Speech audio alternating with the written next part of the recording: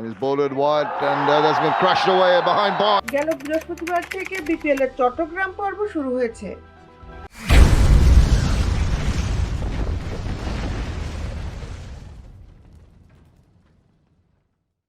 সেদিন প্রথম ম্যাচে মুখোমুখি হয়েছিল ঢাকা ক্যাপিটালস ও ফরচুন বরিশাল।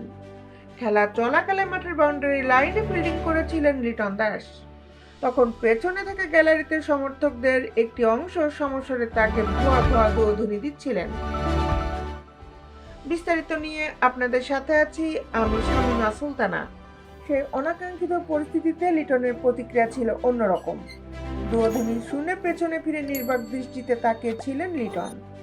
পরে সেই ভিডিও সামাজিক যোগাযোগ মাধ্যমে ব্যাপকভাবে ছড়িয়ে পড়েছে।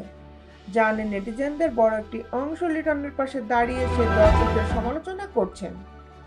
একই দলে আছেন স্বয়ং ঢাকা ক্যাপিটালস ফ্র্যাঞ্চাইজিও।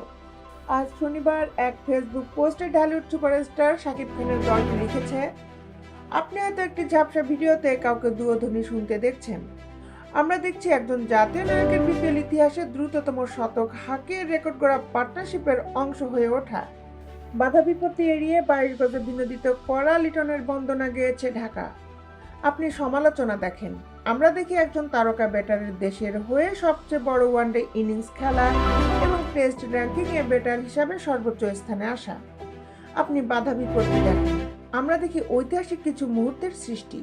প্রথমত চলতি বিপিএল এর শুরুতে সেভাবে রান না পেলেও 73 ও অপরাজিত 125 রানের ইনিংসের স্বরূপে ফেরার বার্তা দিয়েছেন লিটন। ঢাকা ক্যাপিটালসের হয়ে তিনি চলতি আসরে এখন পর্যন্ত 7 ম্যাচে 42.16 গড় এবং 155.21 স্ট্রাইক রেটে 253 রান করেছেন।